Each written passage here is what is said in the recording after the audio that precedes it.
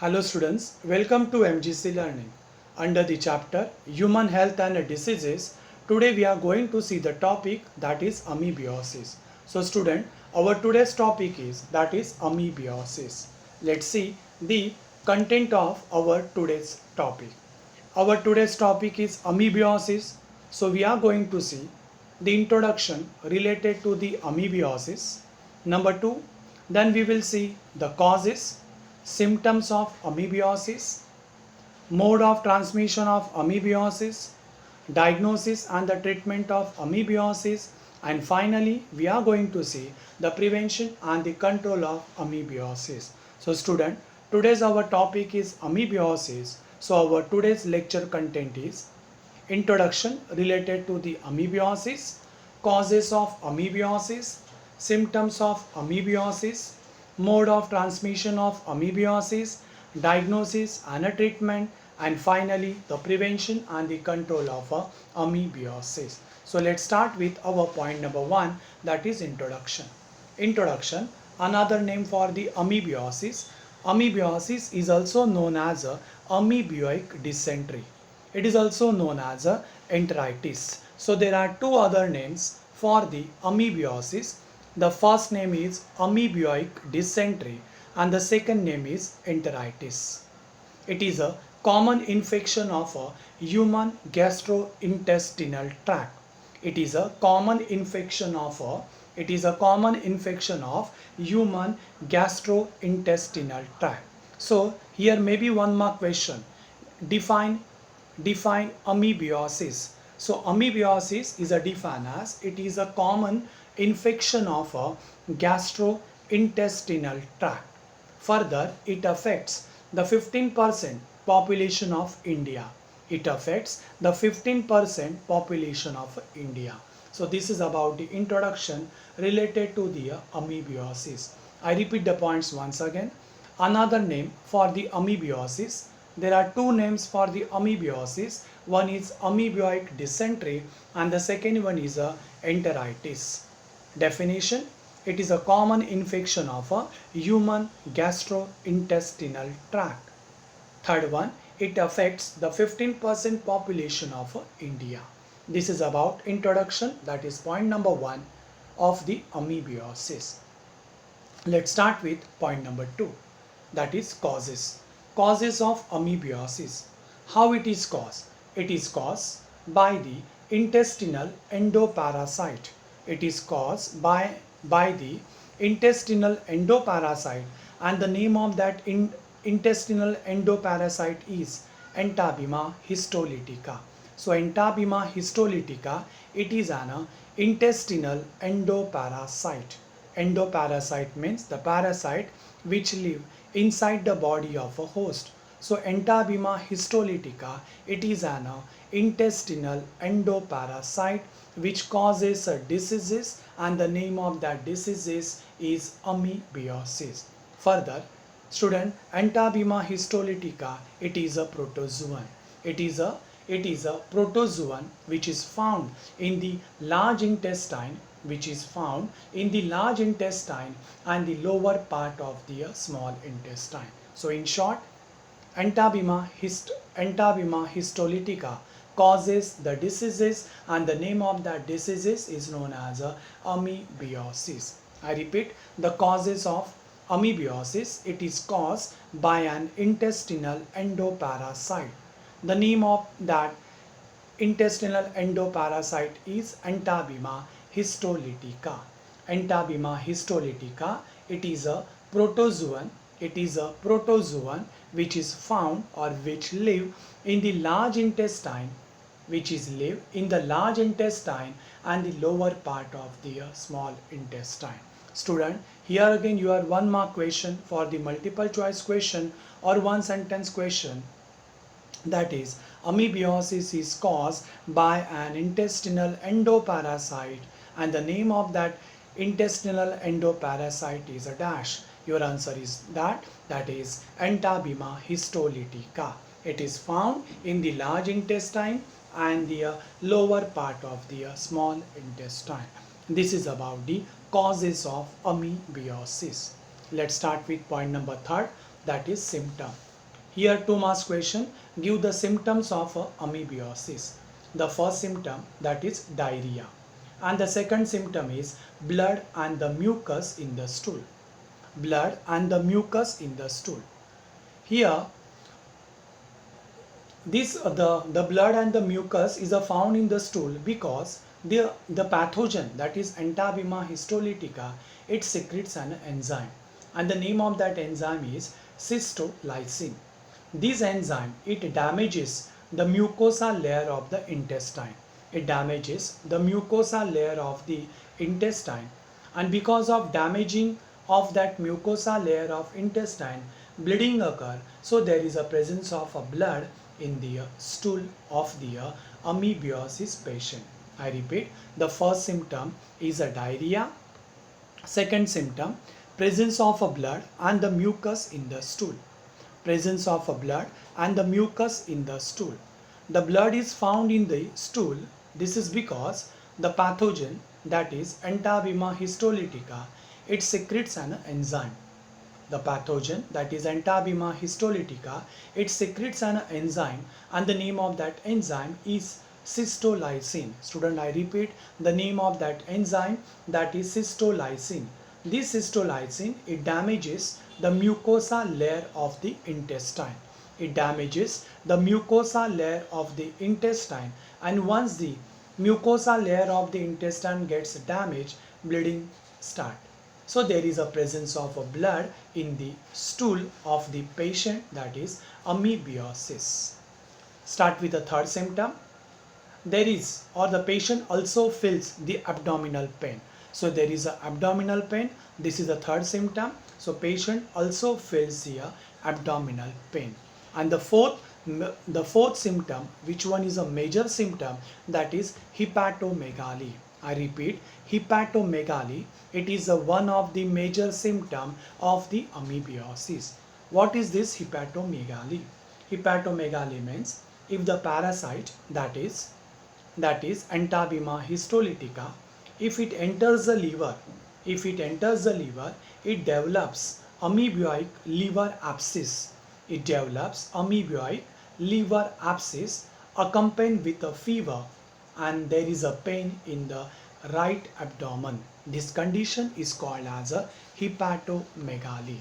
How it is caused? It is caused because of the parasite, that is Entabyma histolytica.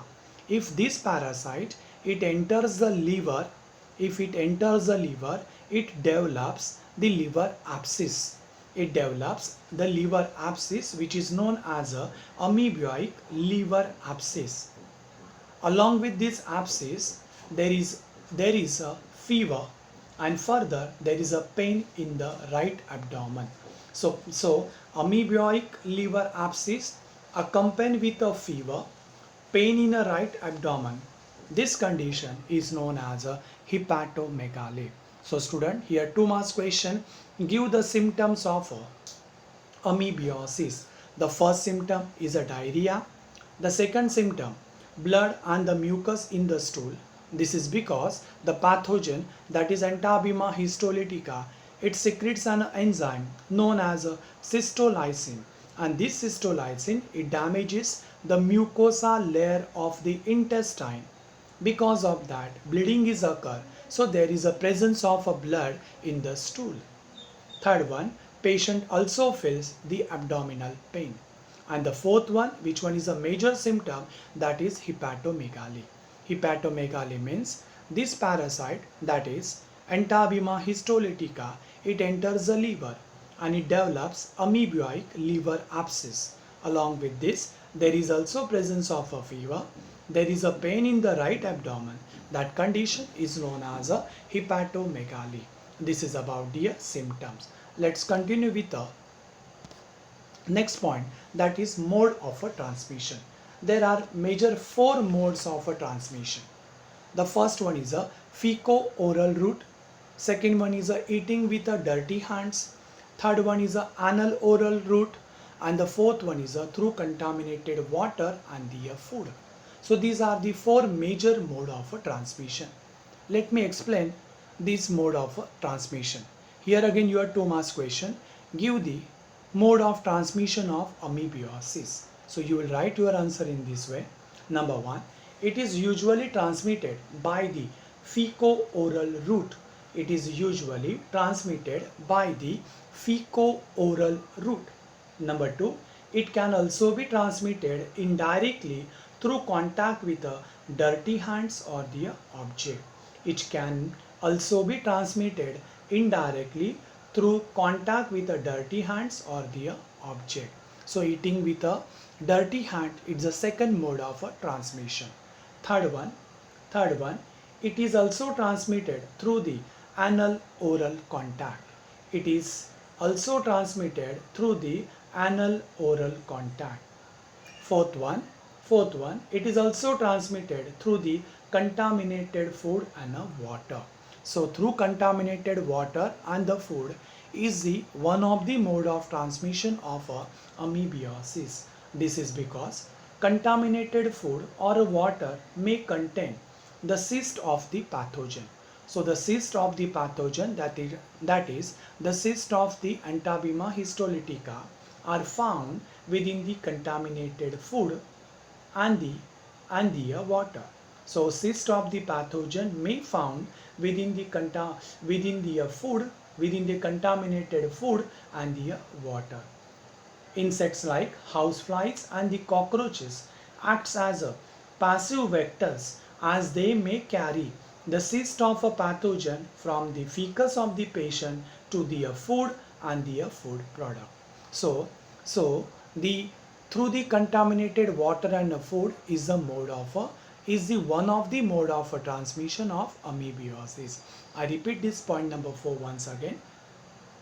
Mode of transmission through the contaminated food and water, because contaminated food or water may contain the cyst of the pathogen. It may contain the cyst of the pathogen.